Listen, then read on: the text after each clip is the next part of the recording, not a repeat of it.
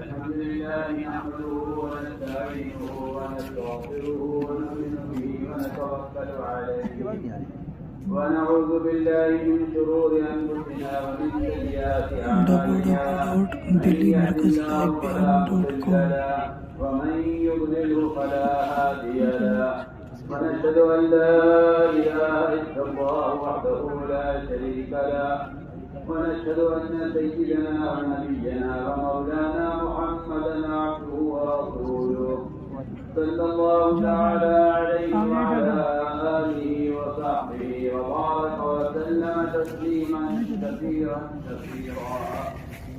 أما بعد فأعوذ بالله من الشيطان الرجيم بسم الله الرحمن الرحيم ألف لام ميم أحسب الناس أن يتركوا أن يقولوا آمنا وهم لا يفتنون وقال الله سبحانه وتعالى قالت الأعراب آمنا قل لم تؤمنوا ولكن قولوا أسلمنا وقال عليه الصلاة والسلام لا يؤمن أحدكم حتى يكون هواه تبعا لما جئت به وقال عليه الصلاة والسلام من رأى منكم منكرا فليغير بيده فإن لم يستطع فبلسانه فإن لم يستطع فبقلبه وذلك أضعف الإيمان وقال عليه الصلاة والسلام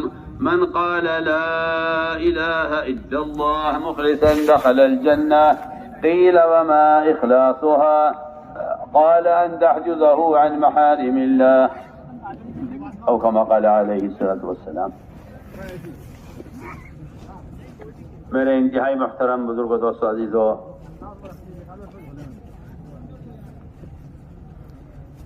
ایمان دین کے تمام شعبوں میں برابر اس طرح پھیلا ہوا ہے جس طرح انسان کے جسم میں سر کے بال سے لے کر پیر کے ناخن تک روح پھیلی ہوئی. یہ بات میں نے اس لیے عرض کی ہے کہ ایک غلط فہمی یہ پیدا ہو گئی ہے کہ ایمان کا تعلق تو عقائد سے ہے. مسلمان کا عقیدہ صرف درست ہو جائے بس یہ ایمان کا اصل حصہ ہے. باقی معاشرے میں معاملات میں مسلمان حالات کو دیکھ کر اگر معاشرے میں حکم برا کر رہا ہے تو یہ زائد ایمان ہے یا یہ کامل ایمان ہے، اور اگر عقیدہ درست ہے اور فرائض ادا کر رہا ہے تو اس کے پاس اتنا ایمان ہے جتنے ایمان کی اس کو ضرورت ہے. یہ غلط فہمی مسلمانوں میں عام ہے.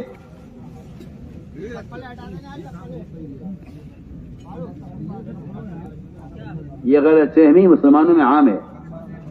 اس غلط فہمی کا ہی یہ نتیجہ ہے، اس غلط فہمی کا یہ نتیجہ ہے کہ اسلام میں اقوام کے اسلام میں داخل ہونے کے جو بنیادی ذرائع تھے، معاملات، اخلاق اور معاشرہ، اس کے حصے کا 3/3 ایمان ضائع ہو چکا ہے. اس لیے اسلام میں آمد نہیں ہے، اسلام سے رفض اور خروج ہے. میں بہت بنیادی بات آپ سب سے عرض کر رہا ہوں. اسلام میں آمد کا راستہ نہ تیر تھا نہ تلوار تھی.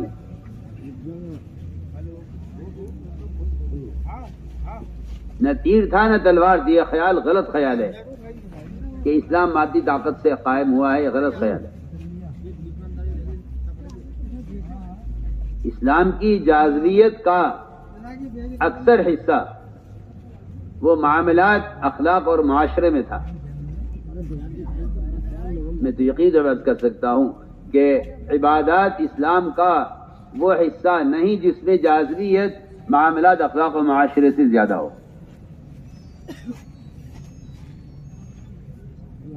اقوام عالم کو جو کھینچا ہے اسلام کی طرف وہ ان 3 شعبوں نے کھینچا ہے، معاملات، اخلاق اور معاشرہ، جس کے بارے میں مسلمان کا خیال یہ ہے کہ یہ ایمان کا وہ لازمی حصہ نہیں ہے جس کو فرض کہا جائے. اگر عقیدہ درست ہے اور توحید رسالت کا اقرار کر رہا ہے تو کافی ہے. رہا کامل ایمان، وہ تو بزرگوں کا، اللہ والوں کا، اولیاء کا، مشائخ کا ہوا کرتا ہے. میں تو ایک عام مسلمان ہوں. میرا دل چاہتا ہے کہ آپ سے عرض کروں، اور میں نے ایک بات شروع میں عرض کی ہے، اللہ کرے وہ بات عالمی سطح پر امت مسلمہ اجتماعی طور پر اس بات کو سمجھ لے کہ ایمان کا جو حصہ، جو درجہ، جو اہمیت، جو درجہ ایمان کا عقائد اور توحید میں ہے، اللہ کی قسم وہی درجہ ایمان کا ایک مسلمان کے حلیے، اس کی شادی، اس کے معاشرے میں بھی ایمان کا اتنا ہی حصہ ہے، اتنا ہی درجہ ہے، اتنی اہمیت ہے. میں مثال عرض کرتا ہوں. حضور اکرم صلی اللہ علیہ وسلم نے اپنے صحابہ کے ایمان کو ٹٹولا ہے.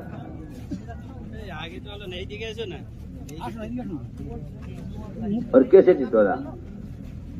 عقیدے سے لے کر اور توحید سے لے کر اور اللہ تعالی، اللہ رب العزت کے فعال لما یرید، اس پر مسلمان کا کتنا یقین ہے، اس کو جانچنے کے لیے حضور اکرم صلی اللہ علیہ وسلم نے اپنے عام صحابہ ہوں یا خواص صحابہ ہوں، ہر ایک کے ایمان کو جانچ کر دیکھا ہے کہ ان کے ایمان کا کیا حال ہے. اور میرا دل چاہتا ہے کہ میں آپ سے کے سامنے ایسی مثالیں عرض کروں کہ جس سے مسلمان کا یہ غلط خیال ٹوٹ جائے کہ معاشرے میں ایمان کا وہ درجہ نہیں ہے جو عقیدے میں اور توحید میں.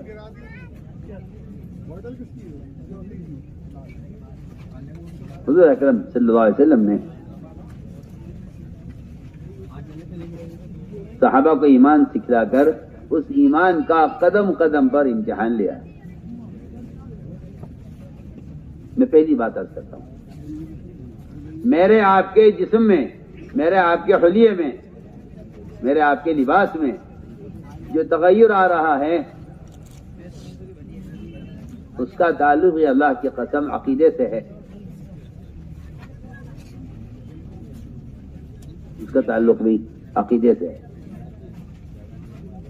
اس کا تعلق بھی توحید سے ہے. پھر کائنات میں جو تغیر ہو رہا ہے، اس کائنات کے تغیرات کا تعلق بھی براہ راست مسلمان کے عقیدے سے ہے. مجھے دل جاتا ہے دونوں کو عرض کروں، اس کی مثال عرض کروں. میری بات بے انتہا سب کی توجہ چاہتی ہے.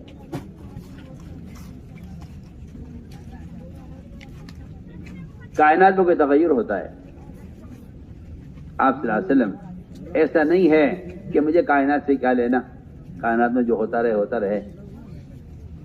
نہیں، آپ نے کائنات میں جو تغیر ہوا اس تغیر پر آپ نے اپنے صحابہ کرام کے ایمان کو جانچ کر دیکھا کہ کائنات کے اس تغیر سے میرے صحابہ کے ایمان پر کیا اثر پڑا ہے.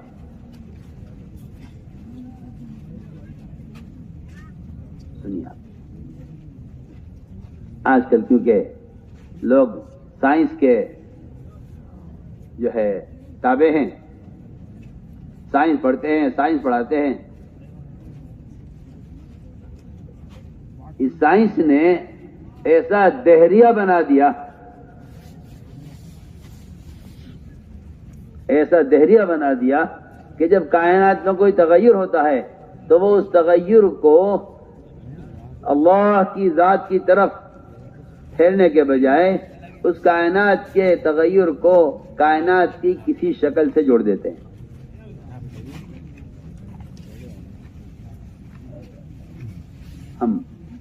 ہمیں دو باتیں عرض کرنی ہیں، ایک کائنات میں تغیر، ایک آپ کی ذات میں تغیر. دونوں کا تعلق براہ راست عقیدے سے. ایسا نہیں ہے کہ زلزلہ آ جائے تو تعلق اللہ کے امر سے ہے. وہ کوئی بڑی بات پیش آئے میں تو ساتھ میں بحث کرتا ہوں کہ جتنا انتظار اسرافیل کو سارے عالم اور عالمین کے تباہ کرنے میں اللہ تعالی کے امر کا انتظار ہے سور پھونکنے کے لیے، اللہ کی قسم اتنا ہی انتظار ایک پتے کو درخت سے گرنے میں اللہ کے امر کا انتظار ہے.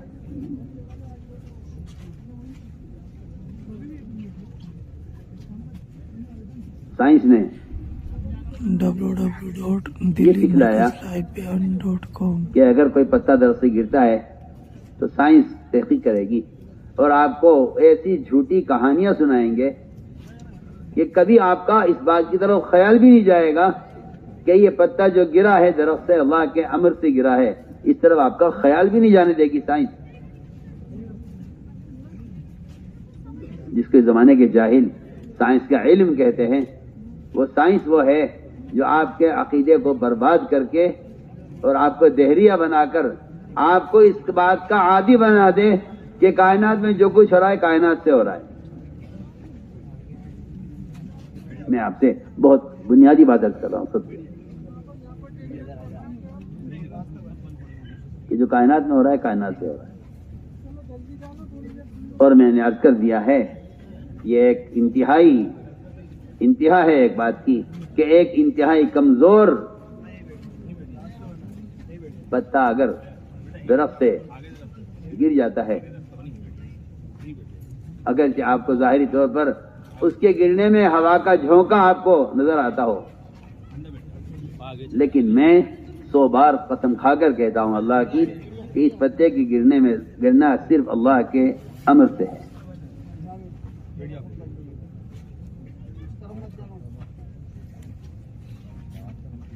اگر اسرافیل کا سر پھونکنا وہ منتظر ہے اللہ کی طرف نظر جمائے ہوئے ہیں کب حکم ملتا ہے کب سر پھونک دیں.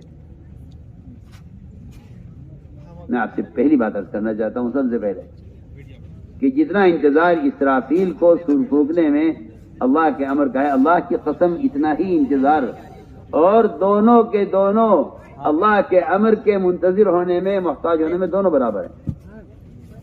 خدا نہ کرے نعوذ باللہ کو یہ کہہ دے کہ اللہ تعالیٰ کا بڑا امر تو اسرافیل کے لیے ہے، چھوٹا امر پتے کے گرنے کے لیے ہے، تو اللہ کا کوئی امر چھوٹا نہیں ہے.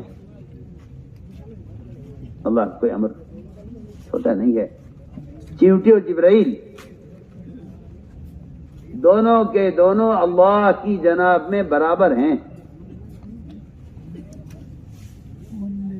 دونوں اللہ کی جناب میں دونوں برابر ہیں. اگر آپ کا خیال یہ ہے کہ جبرائیل طاقت میں زیادہ ہیں چوٹی کم ہے تو اللہ کے مقابلے میں ان دونوں کی طاقت بھی کل صفر ہے. کسی کو دو صفر، اللہ کے مقابلے میں کوئی فوقیت نہیں ہے. ہمیں عرض کرنا ہے بہت کچھ آپ سے. کائنات میں تغیر، کائنات کے تغیرات یا تو اس کو مومن بنا دیتے ہیں یا اس کو دہریہ بنا دیتے ہیں.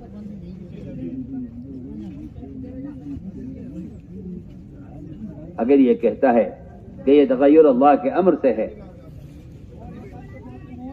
تو یہ مومن بنتا چلا جاتا ہے یہاں تک کہ ابراہیم علیہ السلام کی طرح یہ شکلوں کا انکار کرتے کرتے اللہ تک پہنچ جاتا ہے.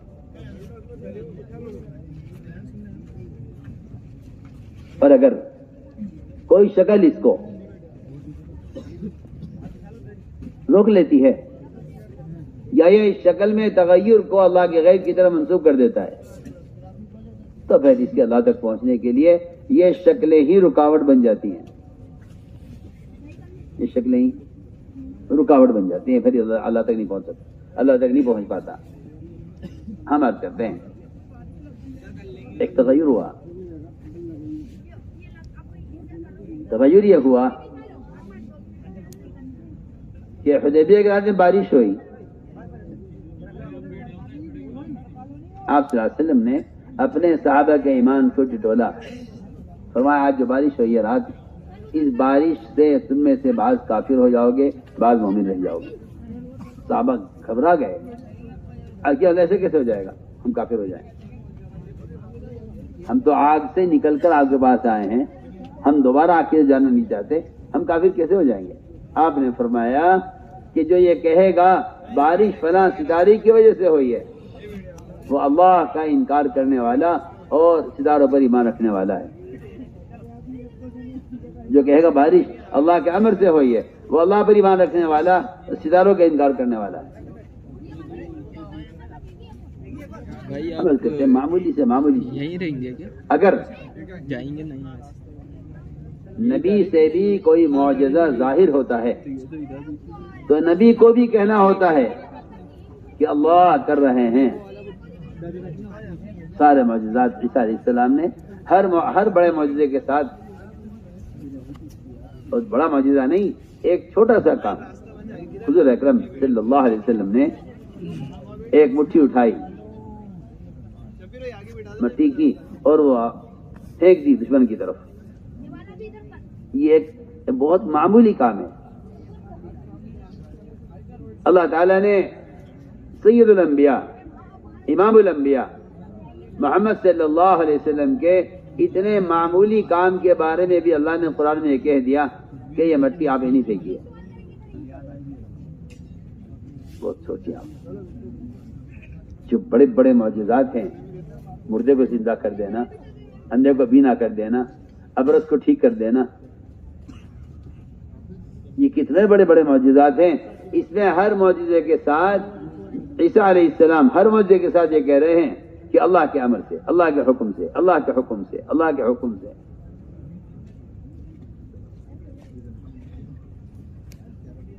تو آپ اسے اندازہ کر لیجئے کہ کائنات میں کوئی تغیر آئے اور مسلمان یہ کہہ دے کہ یہ اس کی وجہ سے ہوا، یہ اس کی وجہ سے ہوا ہے، تو میں پہلی بات عرض کر رہا ہوں کہ آپ صلی اللہ علیہ وسلم نے صحابہ کے عقیدے کو اس طرح درست کیا۔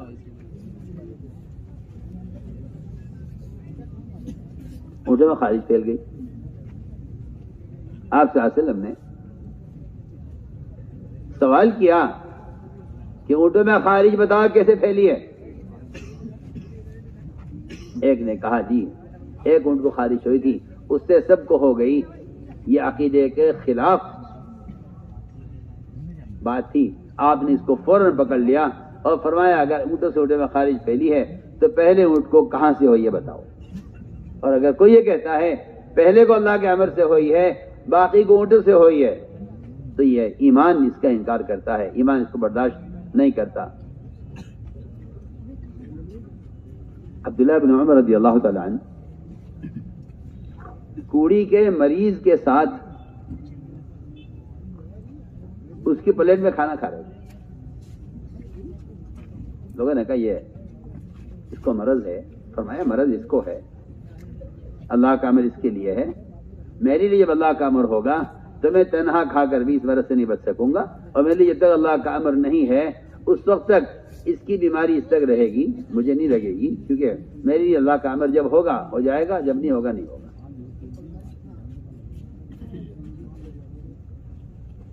جب مسلمان کائنات میں کوئی تغیر دیکھتا ہے تو یہیں سے فیصلہ کر لیتا ہے کہ اگر میں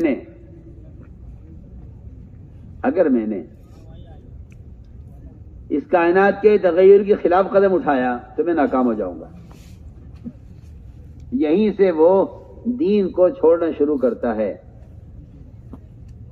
یہیں سے دین کو چھوڑنا شروع کرتا ہے۔ کائنات کے تغیرات اس کو اندر سے بدل دیتے ہیں.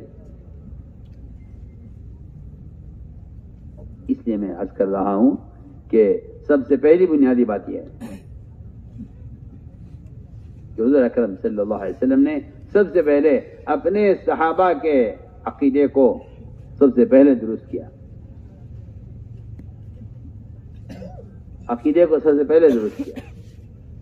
یہ کائنات میں کوئی تغیر ہو اور یہ کہیں کہ یہ بات فلاں سبب سے ہوئی ہے اور یہ چیز فلاں سبب سے ہوئی ہے، اللہ تعالیٰ کائنات میں تغیرات لا کر یہ دیکھنا چاہتے ہیں کہ میرا بندہ اس تغیر میں اس کی نسبت کدھر کرتا ہے، میری ذات کی طرف کرتا ہے، میرے غیر کی طرف کرتا ہے. اسی لیے اللہ تعالیٰ انبیاء علیہ السلام کو جو اسباب دیتے ہیں وہ انبیاء کو بھی اللہ جو اسباب دیتے ہیں وہ ابھی انبیاء علیہ السلام کے امتحان کے لیے ہوتے ہیں. اللہ اکبر. میرے آپ کے ہاتھ میں اسباب، ہم سمجھتے ہیں اسباب اطمینان کے لیے ہیں ہمارے، حالانکہ یہ بات بالکل واضح ہے کہ اسباب مومن کے امتحان کے لیے ہیں اور اسباب کافر کے اطمینان کے لیے ہیں. مومن اسباب میں مطمئن نہیں ہے، ممتحن ہے. یہ ممتحن ہے، یہ مطمئن نہیں ہے اپنے اسباب میں. مومن کے لیے اسباب میں امتحان ہے، مومن کے لیے اسباب میں امتحان ہے. ہم دیکھنا چاہتے ہیں کہ اگر ہم مومن کو اسباب دیتے ہیں تو اسباب میں اس کے 3 امتحان ہیں. پہلا امتحان یہ ہے، پہلا امتحان یہ ہے کہ اس سبب میں جو چیز پیش آئے گی یہ اس کو کدھر منسوب کرتے ہیں، نقصان یا نفع، یہ اسے کدھر منسوب کرتے ہیں. دوسرا امتحان یہ ہے کہ یہ اس سبب میں حکم پورا کرتے ہیں یا نہیں کرتے. اور تیسرا امتحان یہ ہے کہ یہ ان اسباب میں ہمیں کتنا یاد رکھتے ہیں. یہ اسباب میں ہمیں کتنا یاد رکھتے ہیں. یہ 3 امتحان ہیں. صاف طور سے کر رہا ہوں، انبیاء سے لے کر عام مسلمانوں تک یہ ہمیں سبب میں یاد کتنا رکھتے ہیں. www.delhimarkazlivebeyan.com یہ ہمیں سبب میں یاد کتنا رکھتے ہیں. مسلمان کا یہ کہنا کہ اسباب ہوں تو ہم مطمئن ہو جائیں، کہ نہیں، اسباب تو کافر کے اطمینان کے لیے ہیں. ان الذين لا يرجون لقاءنا ورضوا بالحياة الدنيا واطمئنوا بها، کہ جن کافروں کو قیامت میں اللہ سے ملنے کی کوئی امید نہیں ہے، وہ اس کے منکر ہیں، وہ اپنے اسباب میں مطمئن ہے. بلکہ عجیب بات ہے کہ اللہ تعالیٰ غیروں کو ان کے اسباب میں کامیاب بھی جلدی کرتے ہیں، اسباب بھی زیادہ دیتے ہیں.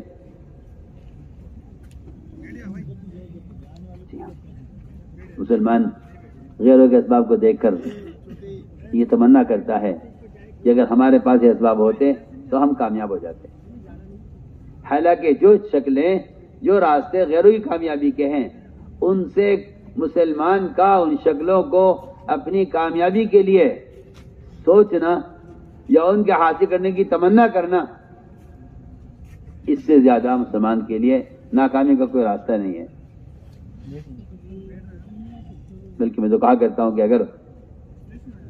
اگر کوئی بھینس بھوسا کھا رہی ہو، اور کوئی انسان اس بھینس کے ساتھ بھوسا کھانے کی تمنا کرے، خدا کی قسم بالکل ایسا ہے. کسی مسلمان کا غیر مسلم کی چیز کو دیکھ کر اس کے حاصل کرنے کی تمنا کرنا ایک بھینس کے ساتھ بھوسا کھانے کے برابر ہے. میں اس سے زیادہ آسان مثال کوئی آپ سے عرض نہیں کر سکتا. اس لیے کہ حدیث میں اس کو لعا کہا ہے. لعا کہتے ہیں بھوسے کو جس کا دانہ نکال کر وہ بھوسا جانوروں کے کھانے کے لیے استعمال ہوتا ہے اور چوپائے اسے کھاتے ہیں. فرمایا آپ صلی اللہ علیہ وسلم نے جتنا مال غنیمت آپ کو ملا تھا حنین میں، آپ نے وہ سارا مال غنیمت غیر مسلموں پر خرچ کر کے انصار سے فرمایا تھا کہ یہ بھوسا میں نے ان کے لیے رکھا ہے، تمہارے لیے میں ہوں، تمہارے لیے میں ہوں، اور تمہارے لیے اللہ ہے، اور تمہارے لیے آخرت ہے، یہ بھوسا میں نے ان کے لیے رکھا ہے۔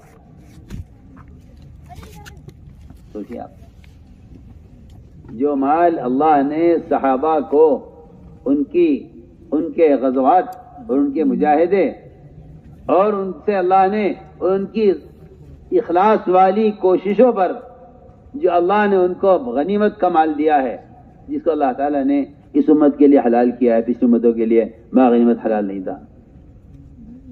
حیرت کی بات ہے یہ جو میں عرض کر رہا ہوں کہ جو غنائم جن کی فضیلت ہے، جس کو حلال کیا اللہ نے اس امت کے لیے، ان غنائم کے مال کو آپ صلی اللہ علیہ وسلم بھوسا کہہ کر غیروں کو دے رہے ہیں۔ عجیب بات ہے کہ آپ صلی اللہ علیہ وسلم نے اس مال غنیمت سے تو اپنے صحابہ کے دل کو ہٹایا، اور جو مال اللہ تعالیٰ غیر مسلموں کو ناراض ہو کر دے رہا ہے، آج مسلمان اس مال کا متمنی ہے۔ یہ سوچنے کی بات ہے، جس کو میں نے عرض کیا تھا کہ مسلمان کا غیر مسلم کے مال کی حرص کرنا ایسا ہے جیسا کسی بھینس کے ساتھ بھوسا کھانے کی تمنا کرنا۔ اور یہ الجھن ہے مسلمانوں کو کہ کیا کریں، نہ ہمارے پاس ہتھیار ہیں، نہ ہمارے پاس عہدے ہیں، مال آتا ہے ہم میں سے کسی کے پاس تو ایسے جھوٹے کیس اس پہ کر دیے جاتے ہیں کہ بیچارہ وہ تاکہ مسلمانوں کی طاقت ہی نہ بن سکے۔ میں کہتا ہوں مسلمان کی طاقت مال سے بننی ہی نہیں ہے،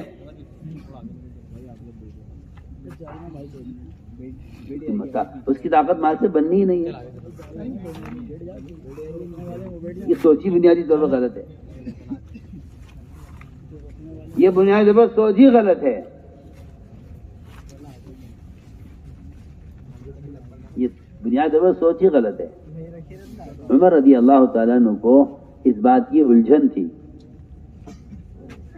کہ یا رسول اللہ، ایک کونے میں تو جو پڑے ہوئے ہیں، ایک بدبودار کھال آپ گھر میں لٹکی ہوئی ہے، آپ سید الانبیاء ہیں، اور آپ صلی اللہ علیہ وسلم کا جسم مبارک وہ کسی چارپائی پر یا کسی جو ہے تخت پر نہیں ہے، آپ کے جسم کا اکثر حصہ زمین پر ہے، اور آپ کی قبر کے نیچے ایک اتنا موٹا ٹاٹ پڑا ہوا ہے جس کے نشانات آپ کے جسم پر ہیں۔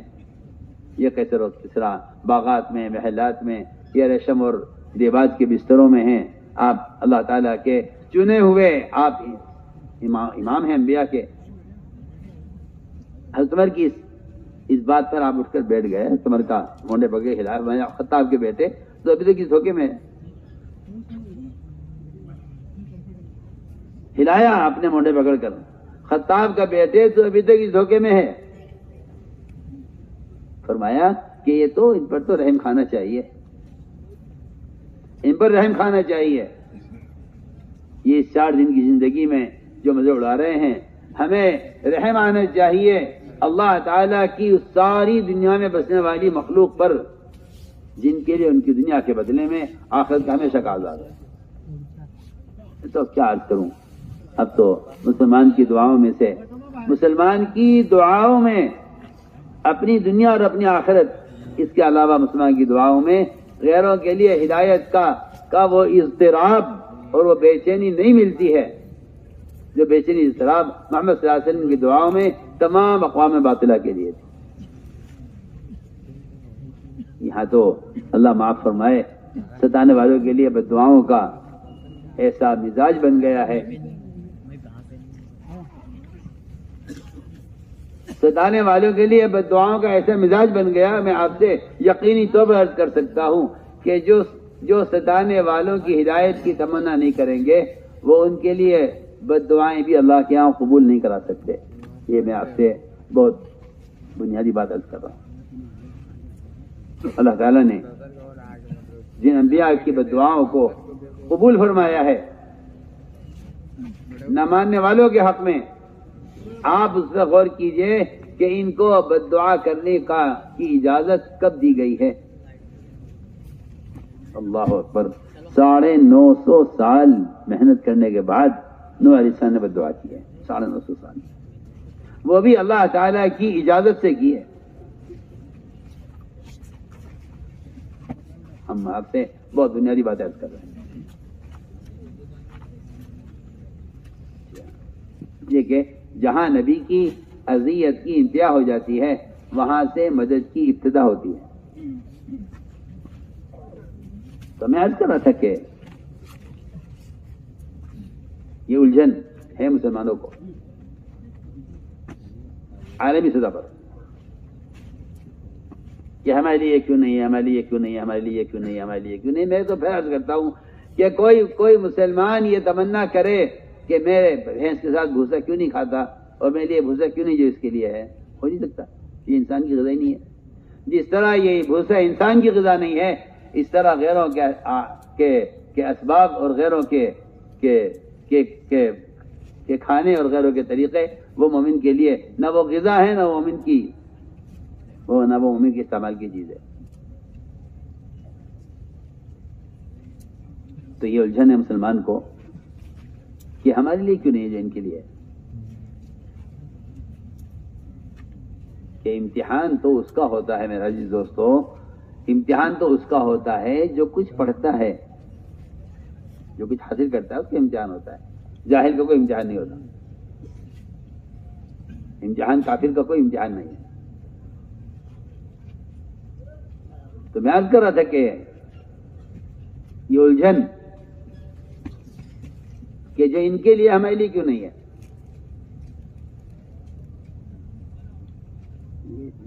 چنانچہ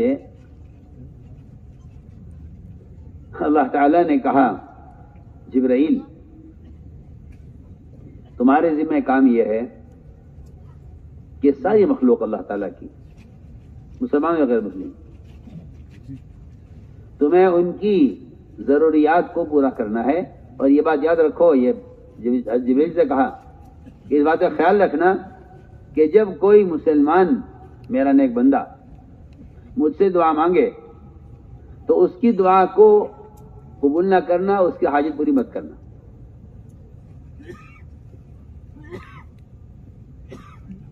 کہ مسلمان بندہ مجھ سے کچھ مانگے اور دعا کرے تو مسلمان کی حاجت پوری مت کرنا۔ اور اگر کوئی کافر، کوئی میرا دشمن، میرے دین کا دشمن، اگر وہ دعا کے لیے ہاتھ اٹھائے، مجھ سے کوئی حاجت طلب کرے تو جبرائیل کی حاجت فوراً پوری کر دینا۔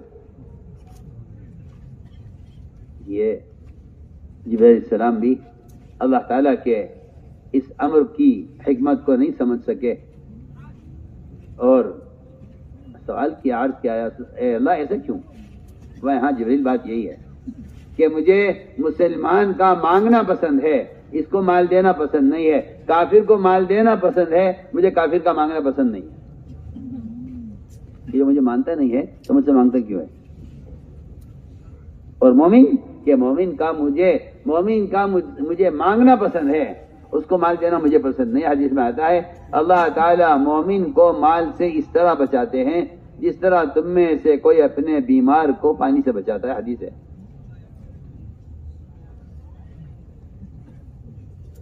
میں ایک بات عرض کر رہا تھا کہ اللہ تعالیٰ انبیاء سے لے کر، صحابہ سے لے کر، اولیاء سے لے کر عام مسلمانوں تک ان کو جو اسباب دیتے ہیں، ان اسباب کے دینے کی سب سے بنیادی پہلی وجہ یہ ہوتی ہے کہ یہ ہمیں اس میں کتنا یاد رکھتے ہیں، اور اگر اس میں کامیاب ہو جائیں تو کامیابی کو کدھر منسوب کرتے ہیں؟ اپنی محنت کی طرف، اسباب کی طرف، یا اللہ کی ذات کی طرف۔ اور تیسری بات یہ ہے کہ اس سبب میں جو احکام ہم نے دیے ہیں، یا ان احکام کو اسے برا کرتے ہیں نہیں کرتے؟ میں تو صاف بحث کرتا ہوں، اگر کوئی مسلمان اسباب میں اللہ کا حکم توڑ رہا ہے، محسا فرماتے تھے کہ وہ اللہ تعالیٰ کے اسباب میں ڈاکو بن کر داخل ہو رہا ہے۔ جی ہاں، کے بیان کا ٹکڑا میں آپ سے عرض کر رہا ہوں کہ وہ ڈاکو بن کر داخل ہو رہا ہے اسباب میں. اگر کوئی شخص کوئی مسلمان دنیا میں کسی سبب کے اندر حکم توڑ رہا ہے تو یہ فرماتے تھے وہ اس ڈاکو کی طرح ہے جو کسی گھر کا تالا توڑ کر سامان چرا رہا ہے. یہ اللہ کے ہیں اس کی ہے، اس ڈاکو کی ہے.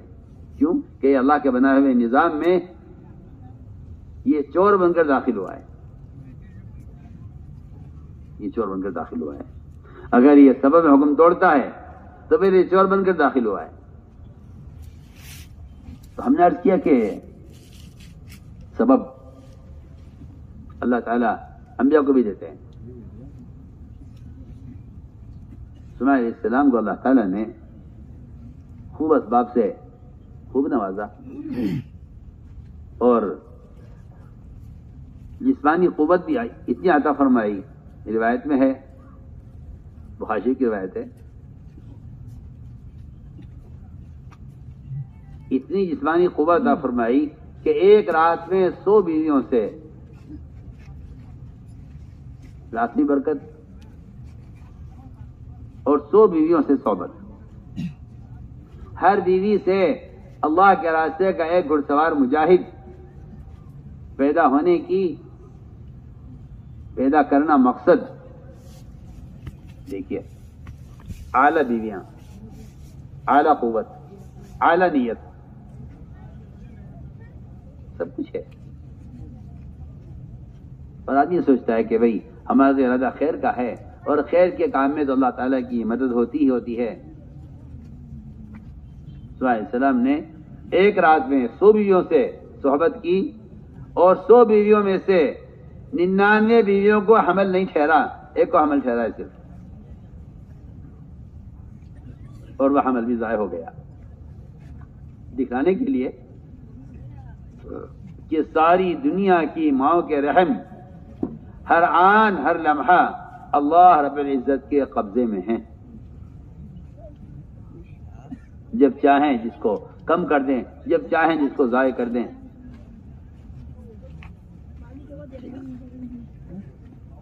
وہ تو میں عرض کرتا ہوں کہ جب آدمی کا عقیدہ بگڑ جاتا ہے تو پھر کائنات کی ساری شکلوں میں یہ ان اندھوں کے پیچھے چلتا ہے جنہیں کسی غیب کی جس کا علم نہیں ہے. یہاں تک لوگوں کا جو ہے عقیدہ بن جاتا ہے کہ وہ سمجھتے ہیں کہ ہمیں غیب کا علم ہو گیا ہے. وہ سمجھتے ہیں کہ ہمیں غیب کا علم ہو گیا ہے. جب مسلمان کا عقیدہ بگڑ جاتا ہے تو یہ ایسا اندھا ہو جاتا ہے کہ پھر یہ غیب کی چیزوں کے جاننے کا دعویٰ کر بیٹھتا ہے. اس لیے کہ اللہ تعالیٰ نے 5 چیزیں قرآن میں ایسی بیان کر دی جن کا اللہ کے علاوہ کسی کو علم نہیں ہے. اور پہلی چیز فرمایا کہ اللہ کا غیر نہیں جانتا قیامت کب قائم ہوگی. اور بالکل اسی کے ساتھ جڑا ہوا ہے کہ اللہ کا غیر نہیں جانتا کہ بارش کب برسے گی. اگر آپ سے آج اخبار اور سائنسداں یہ کہہ دیں اور ماہر موسمیات یہ کہہ دیں کہ کل بارش ہے، آپ کا ان کی خبر پر اپنے کسی ارادے کو بدل لینا یا کل کی بارش کی خبر پر آپ کا یہ عقیدہ ہونا کہ ہاں کل بارش ہوگی، میں کہتا ہوں کہ یہ اللہ کے ساتھ ایسی بدگمانی ہے جس کے نقصان کو انسان برداشت نہیں کر سکتا. میں محمد صاحب آپ سے بہت بنیادی بات کہہ رہا ہوں. سمجھتے تھے تم اہل باطل کے دعووں کو جھٹلاؤ، اللہ تعالی تمہارے اس جھٹلانے پر اللہ تعالیٰ ان کو جھوٹا کر کے دکھلائیں گے اور تمہیں ہر مصیبت سے بچائیں گے. میں درمیان میں اس کی مثال عرض کر دیتا ہوں، باقی واقعہ انشاءاللہ بعد میں عرض کروں گا. ہم حج میں تھے، خبر آئی حج سے چند دن پہلے یا غالباً ایک ہفتہ پہلے یا 3-4 دن پہلے کی بات ہوگی کہ جی فلاں تاریخ تک ایک زبردست طوفان آنے کی خبر ہے، جس سے سخت جانی مالی نقصان ہوگا۔ بہت سے لوگوں نے تو مقامی لوگوں نے حج ہی نہیں کیا، یہ طوفان کی خبر ہے۔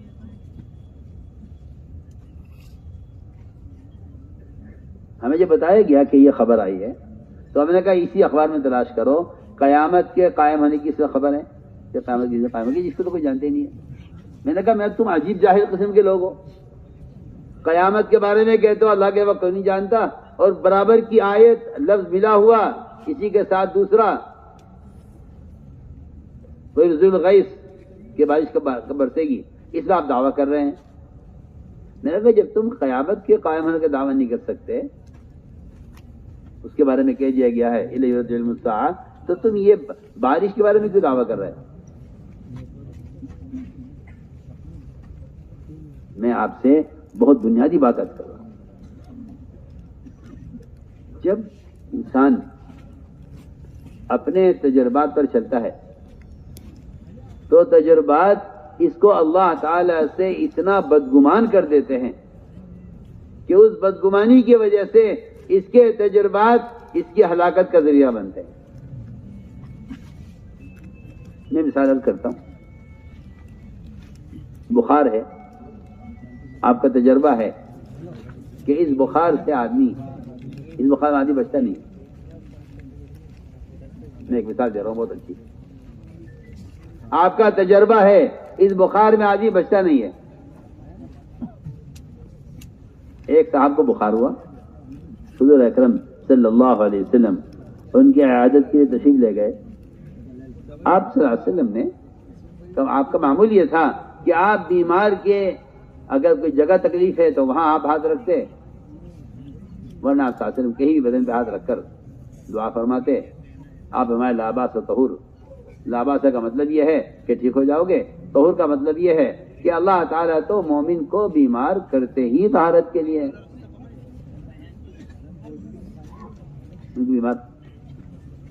مومن کو بیمار کرتے ہی طہارت کے لیے ہے۔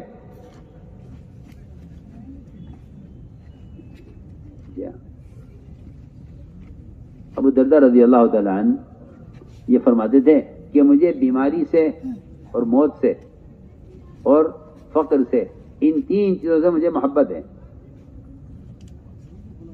جن 3 چیزوں سے مسلمان نفرت کرتا ہے، موت، بیماری اور فاقہ، مجھے ان 3 چیزوں سے محبت ہے۔ موت سے اس لیے محبت ہے کہ اللہ سے ملنے کا دین ہے،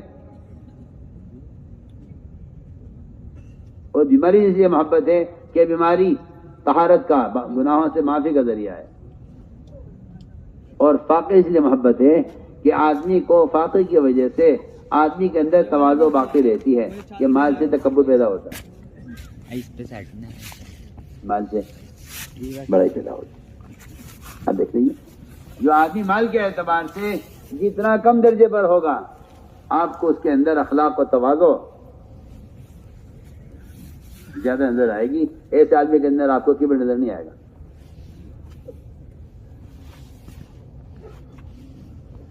تو میں نے عرض کیا کہ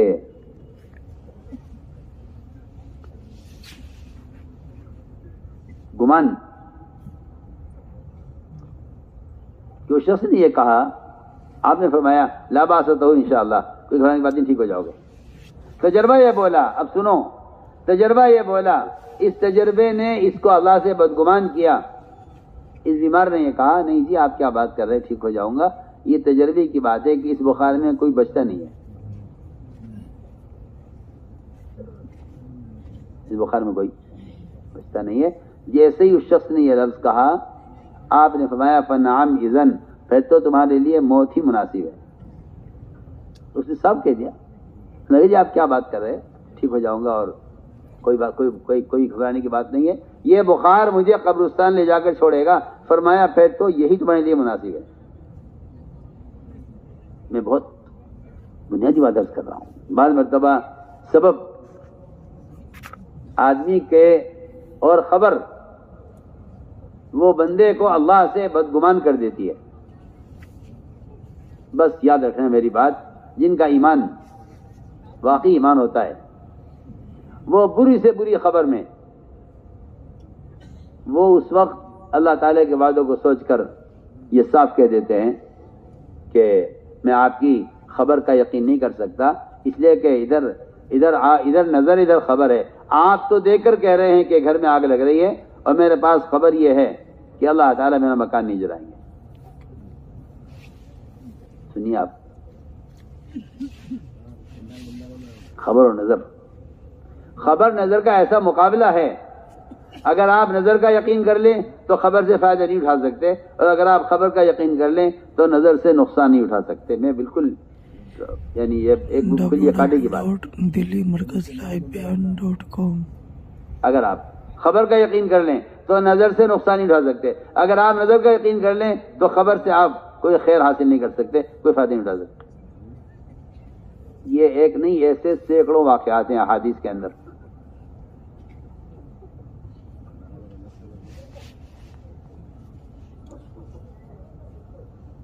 ابو درداء رضی اللہ عنہ سے بار بار لوگوں نے آ کر کہا، ایک آیا، دوسرا آیا، تیسرا آیا، چوتھا آ گیا کہ ابو درداء تم سنو نا، تمہارا مکان جل رہا ہے. کہ نہیں، میں تو اللہ تعالیٰ سے گمان کیے وہ ہوں کہ اللہ میرا مکان نہیں جلائیں گے. میرا گمان ہے یہ کہ اللہ میرا مکان نہیں جلائیں گے.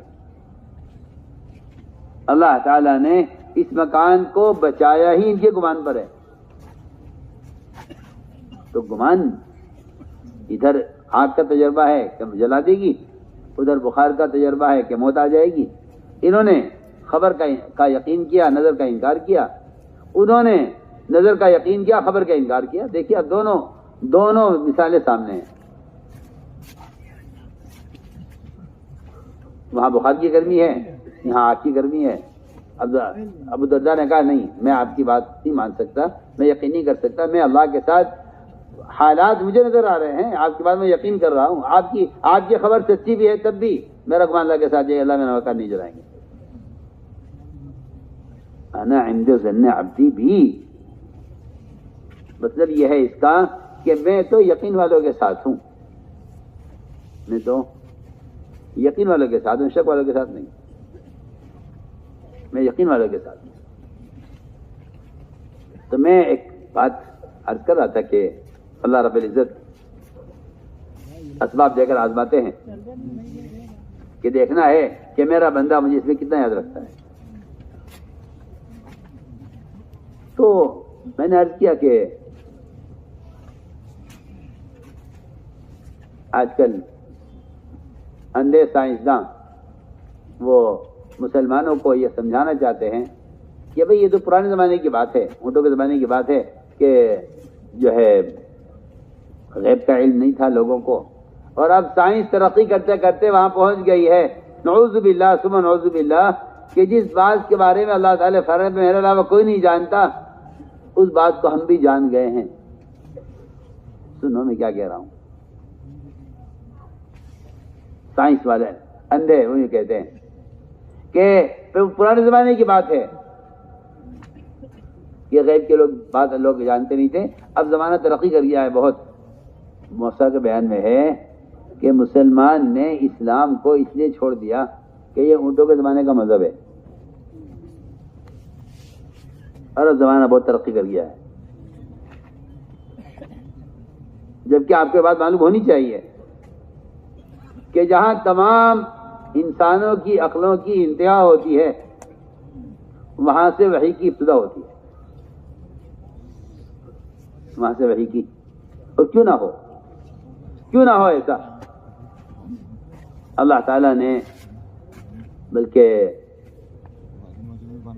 شاہ عبدالعزیز محدث دہلوی رحمۃ اللہ علیہ نے ان کی تفسیر ہے فتح العزیز، اس میں ایک روایت نقل کی ہے ما انت بنعمت ربک بکاہن ولا مجنون، کہ اللہ کے فضل سے آپ صلی اللہ علیہ وسلم کاہن بھی نہیں ہے اور پاگل بھی نہیں ہے. اس کے ذیل میں روایت نقل کی ہے کہ اللہ تعالیٰ نے عقل کو پیدا کر کے اس کے 100 حصے کیے ہیں. 100 حصے کیے. 100 حصوں میں سے ایک حصہ اللہ تعالیٰ نے ساری مخلوق پر تقسیم کیا ہے. اس میں علماء، فقہا، محدثین، مہندسین اور ساری دنیا کے انجینئر، ساری دنیا کے سائنسداں، ساری دنیا کی سیاستداں، ساری دنیا کے یہ جنہیں آپ کہتے ہیں کہ بھئی ان کے پاس تو بڑی عجیب عجیب چیزیں ہیں اور یہ تو عجیب عجیب چیزیں بناتے ہیں، جن کی عقل سے آپ متاثر ہیں، سائنسداں، ان سب پر روایت میں ہے کہ ان سب پر عقل کا 100واں حصہ سب پر تقسیم ہوا ہے. آپ سید الانبیاء، آپ نام الانبیاء، آپ کی شریعت نے تمام شریعتوں کو جو منسوخ کیا ہے، ہاں جو امکم عالمکم کا تقاضا یہ ہے کہ ساری شریعتیں، جس کی شریعت ساری شریعتوں کو منسوخ کر دے، اس کی شریعت اتنی کامل ہے. اور کیوں نہ ہو یہ کہ جب 100واں حصہ عقل کا ساری مخلوق پر تقسیم ہوا ہے اور 99 حصے عقل کے سیدنا محمد صلی اللہ علیہ وسلم کو دیے گئے. آپ اندازہ کیجیے، 99 حصے عقل کے سیدنا محمد صلی اللہ علیہ وسلم کو دیے گئے. اب کوئی اس سے بڑا پاگل کون ہوگا جو یہ کہ ہاں یہ سنت اس زمانے کی آج کی نہیں ہے. ایسا معلوم ہوتا ہے کہ مسلمانوں نے یہ فیصلہ کر لیا ہے کہ محمد صلی اللہ علیہ وسلم کی سنتیں ان کے اپنے زمانے کے اعتبار سے تھی، آج کے اعتبار سے نہیں تھی. میں کہتا ہوں اس سے بڑا بے وقوف، اس سے بڑا جاہل کوئی نہیں ہے جو محمد صلی اللہ علیہ وسلم کی کسی ایک سنت، کسی ایک عمل کو آپ کے زمانے کے لیے سوچتا ہو، آج کے نہ سوچتا ہو. آپ صلی اللہ علیہ وسلم جس طرح قیامت تک کے لیے نبی ہیں، اس طرح آپ کی ہر سنت قیامت تک کے لیے سنت ہے. یہ جو معاشرے کی سنتوں کو مسلمان ذبح کرتا چلا جا رہا ہے ہر قدم پر، اس کی بنیادی وجہ یہ ہے کہ سمجھتا ہے زمانے کے اعتبار سے طریقے بدلیں گے. ہم کہتے ہیں زمانہ بدلے گا، طریقے نہیں بدلیں گے.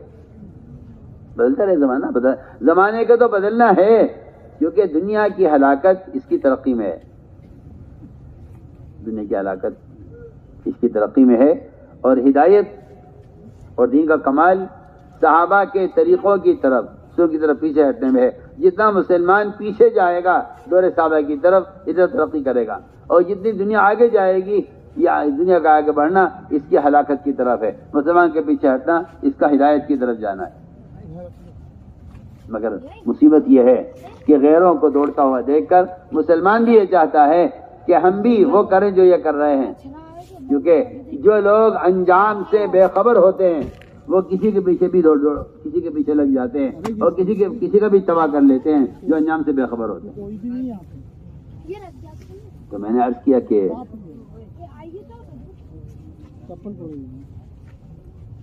یہ سائنسداں یہ خبر دیتے ہیں اور مسلمان اس کا یقین کر لیتا ہے. چنانچہ اللہ نے فرمایا قرآن میں،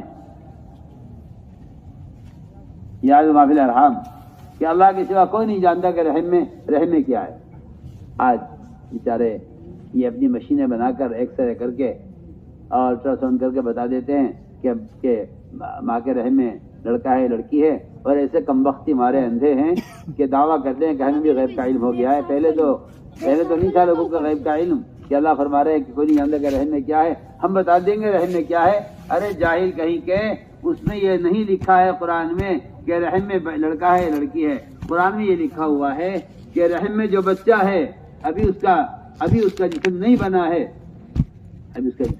ہے، فرشتے نے لکھ دیا ہے اس کی عمر کتنی ہے، یہ غریب ہوگا، مالدار ہوگا، شقی ہوگا، سعید ہوگا، بدبخت ہوگا، نیک بخت ہوگا، یہ کس کی عمر کتنی ہوگی، یہ دنیا میں کتنا سال رہے گا، یہ زمین کے کون حصے میں جا کر مرے گا.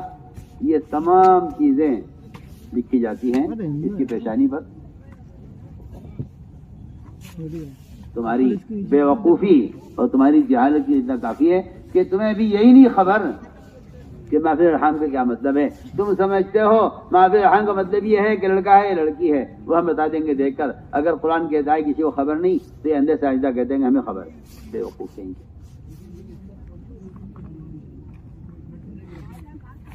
قرآن یہ کہتا ہے کہ رحم میں کیا ہے، اس کیا کا مطلب یہ نہیں ہے کہ لڑکا ہے یا لڑکی ہے. اگر ہوتا ہے رحم میں کون ہے، لڑکا ہے یا لڑکی ہے، پھر آپ کا دعوت درست ہو جاتا. رحم میں قرآن میں تو یہ ہے ہی نہیں. قرآن میں تو یہ ہے کہ رحم میں کیا ہے کسی کو معلوم نہیں. کل یہ کیا کمائے گا، کیا کھوئے گا، بدبخت ہوگا، نیک بخت ہوگا، جنتی ہوگا، جہنمی ہوگا، کہاں مرے گا، کب مرے گا، یہ کوئی نہیں جانتا. اللہ کی طرف سے فرشتہ آتا ہے اور اللہ تعالیٰ کو آ کر بتاتا ہے کہ اب یہ بچہ اس حال میں، اب اس حال میں، اب اس مرحلے میں، یہاں تک کہ اللہ رب العزت ایک وقت آتا ہے فرشتے سے کہتے ہیں میں لوح محفوظ میں سے اپنے رجسٹر کے اندر اس بچے کی جو کچھ پیش آنا ہے سب لکھ لے. جو کچھ پیش آنا ہے سب لکھ لے. وہ سارا لکھ لیتا ہے اور وہی فرشتہ اپنا رجسٹر لے کر آتا ہے. اس بچے کے ماں کے پیٹ سے جو بچہ وہ ابھی غیر کامل ہے، مکمل نہیں ہوا بچہ، اس کی پیشانی پر یہ فرشتہ آ کر یہ ساری چیزیں لکھ دیتا ہے جو اس زندگی پر پیشانی ہے. اللہ کی شان. آپ دیکھیں گے کافر ہو یا مشرک، عیسائی ہو یا بدھسٹ، مسلمان ہو یا غیر مسلم، جب کوئی پریشانی پیش آتی ہے تو سب سے پہلے اس کا ہاتھ اس کی پیشانی کی طرف جاتا ہے. وزیر اعظم سے لے کر ایک رکشا کھینچنے والے تک کا حال آپ دیکھیں گے کہ اگر اسے کوئی پریشانی پیش آ گئی، کوئی حادثہ ہو گیا یا کوئی چیز اس نے غلط کر دی یا کوئی اس کا نقصان ہو گیا تو وہ سب سے پہلے اس کا ہاتھ پیشانی پر جاتا ہے. حالانکہ اس کو خیال ہونا چاہیے کہ فطری طور پر پیشانی طرف ہاتھ کے جانا یہ تقدیر کی طرف اشارہ ہے. سمجھے میں کیا کہہ رہا؟ کہاں اشارہ؟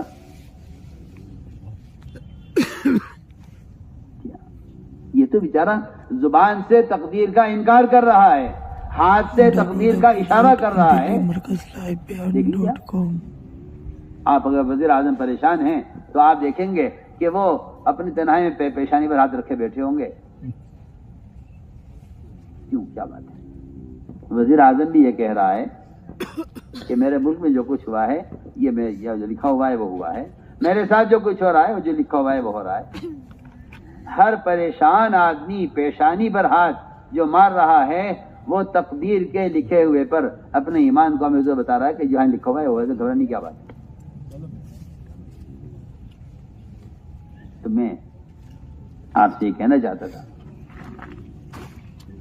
یہ سب سے اہم بنیادی مسئلہ اس کا ہے کہ اللہ نے آپ کو سبب تو دے دیا، آپ کو نہیں معلوم کہ اللہ تعالیٰ آپ کے اس سبب میں کیا امتحان لے رہے ہیں. چنانچہ ہم عرض کر رہے تھے اصل بات کہ اللہ کو یاد رکھنا، اللہ کو یاد رکھنا، یاد کرنا وقتی چیز ہے، یاد کرنا وقتی چیز ہے. اللہ کو یاد رکھنا اور اپنے ارادے کو اس کی مشیت پر موقوف کرنا. سلیمان علیہ السلام نے ایک نیک ارادے سے 100 بیویوں سے صحبت کی، ایک کو حمل ٹھہرا وہ بھی ضائع ہو گیا. دائیں نے لا کر کرسی پر ڈالا، چلو جی یہ لوتھڑا پیدا ہوا ہے، جان میں نہیں پڑی تھی. بغیر روح کا جسم ایک عورت سے حمل ہوا تو وہ بھی ضائع ہو گیا. فرمایا حضور اکرم صلی اللہ علیہ وسلم نے اگر میرے بھائی سلیمان اس دن انشاءاللہ کہہ لیتے نا زبان سے تو 100 کی 100 بیویوں سے 100 بچے پیدا ہوتے، سارے گھڑ سوار ہوتے، سارے مجاہد اور سارے غازی ہوتے اللہ کے راستے کے. اگر سلیمان انشاءاللہ کہہ لیتے، بخاری کی روایت ہے اور میں کہ سلیمان انشاءاللہ کہنا بھول گئے بس یہ وجہ ہوئی اتنے بڑے نیک کام میں ناکام ہونے کی وجہ یہ ہوئی کیونکہ اللہ تعالیٰ کا نظام یہ ہے کہ وہ انبیاء علیہ السلام کو بھی ان کے ارادوں میں، صحابہ کو بھی ان کے ارادوں میں، عام مسلمانوں کو بھی ان کے ارادوں میں ناکام اس لیے کرتے ہیں تاکہ انہیں اپنی یاد دلائیں، اللہ تعالیٰ انبیاء کو اپنا تعارف کرانے کے لیے انہیں ان کے ارادوں میں ناکام کر دیتے ہیں۔ آپ صلی اللہ علیہ وسلم سے مشرکین نے آ کر سوالات کیے، فرمایا میں کل بتاؤں گا، جبریل آئیں گے جب اس کے بتاؤں گا۔ آپ انشاءاللہ کہنا بھول گئے۔ آپ مجھے غور کیجئے، میں اور آپ صبح سے لے کے شام تک دنیا کے کتنے کاموں کے دعوے کرتے ہیں، میں یہ کروں گا، میں یہ کروں گا، میں یہ کروں گا، میں یہ کروں گا، میں یہ کروں گا، حکومت یہ کرے گی، وزیر اعظم یہ کریں گے، اگر تاجر یوں کرتے یوں ہو جاتا، اگر وزیر اعظم یوں کرتے یوں ہو جاتا۔ میں کہتا ہوں صبح سے لے کے شام تک دعوے ہی دعوے ہیں، دعوے ہی دعوے ہیں، ایمان کی بات کسی کی زبان پر آتی نہیں ہے۔